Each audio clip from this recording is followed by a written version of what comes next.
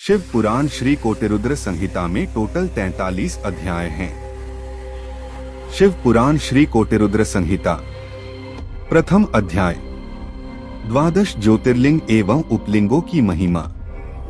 निर्विकार होते हुए भी जो अपनी माया से विराट विष्णु का आकार धारण करते हैं, स्वर्ग और मोक्ष जिनकी कृपा से वैभव माने जाते हैं, जिन्हें मुनिजन सदा अपने हृदय में अद्वितीय आत्मज्ञानानंद रूप में देखते हैं, उन दिव्य तेज से संपन्न भगवान शिव शंकर, जिनका आधा शरीर शैलराज पुत्री देवी पार्वती से सुशोभित है, उन्हें सदैव मेरा नमस्कार है।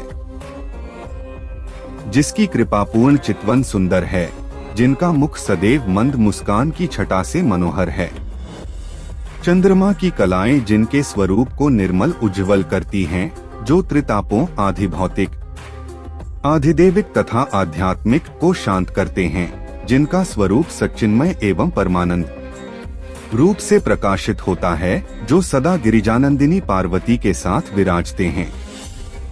वे शिव नामक तेज पुंज सबका मंगल करें।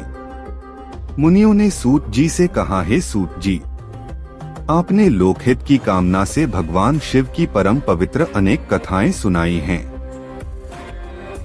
शिवजी के महात्म्य की कथा रूपी अमृत का पान करते करते भला कौन पुरुष तृप्त हो सकता है।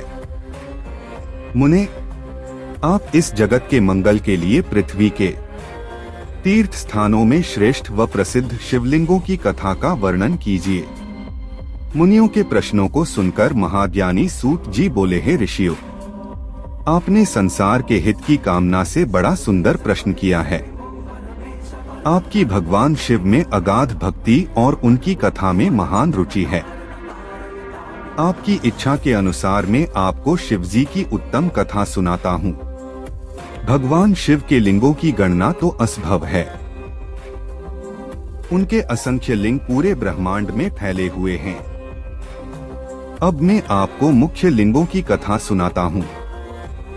सौराष्ट्र में सोमनाथ जी, श्रीशैल में मल्लिकार्जुन, उज्जैन में महाकालेश्वर, ओंकार जी में परमेश्वर, हिमालय पर्वत पर केदार, दाकिनी देश में भीमशंकर, काशी में विश्वनाथ जी, गोमती नदी के तट पर त्रयंबकेश्वर, सेतुबंध में रामेश्वर एवं शिवालय में चुष्मेश्वर नामक 12 ज्योतिर्लिंग विद्यमान हैं। जो मनुष्य प्रातः उठकर इन 12 ज्योतिर्लिंगों का स्मरण कर पूजन व उपासना करता है, उसके सभी पाप नष्ट हो जाते हैं और सभी कामनाएं एवं मनोरथ सिद्ध हो जाते हैं। इन ज्योतिर्लिंगों पर चढ़ा हुआ नैवेद्य का प्रसाद ग्रहण करने से मनुष्यों के सभी पाप नष्ट हो जाते हैं तथा समस्त भोगों को भोगकर वह मोक्ष को प्राप्त होता है। निम्न जाति का कोई व्यक्ति यदि किसी लिंग का दर्शन कर ले तो वह उच्च कुल में जन्म लेता है।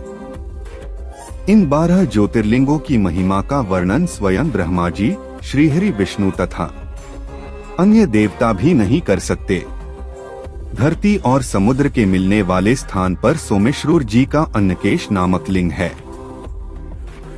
मल्लिकार्जुन से प्रकट रुद्रेश्वर नामक उपलिंग जग प्रसिद्ध है और भृगु में स्थित है। नर्मदा नदी के तट पर स्थित महाकाल शिवलिंग का दुग्धेश नामक उपलिंग है, जो सुख देने वाला है। इसी प्रकार ओंकारेश्वर का उपलिंग कर्दमेश्वर नाम से बिंदु सरोवर के तट पर है। केदारेश्वर का उपलिंग भूतेश्वर नाम से यमुना नदी के तट पर है। यह पापों का नाश करता है। भीमेश्वर उपलिंग भीमशंकर नामक ज्योतिर्लिंग का है और सह्य पर्वत पर स्थित है। नागेश्वर का उपलिंग मल्लिका सरस्वती तट पर भूतेश्वर नाम से स्थित है और रामेश्वर में घुष्मेश्वर लिंग के उपलिंग के रूप में व्याघ्रेश्वर लिंग स्थित है। इस प्रकार मैंने आपको 12 ज्योतिर्लिंगों और उपलिंगों के बारे में बताया। इनके दर्शनों से समस्त मनोरथ सिद्ध होते हैं।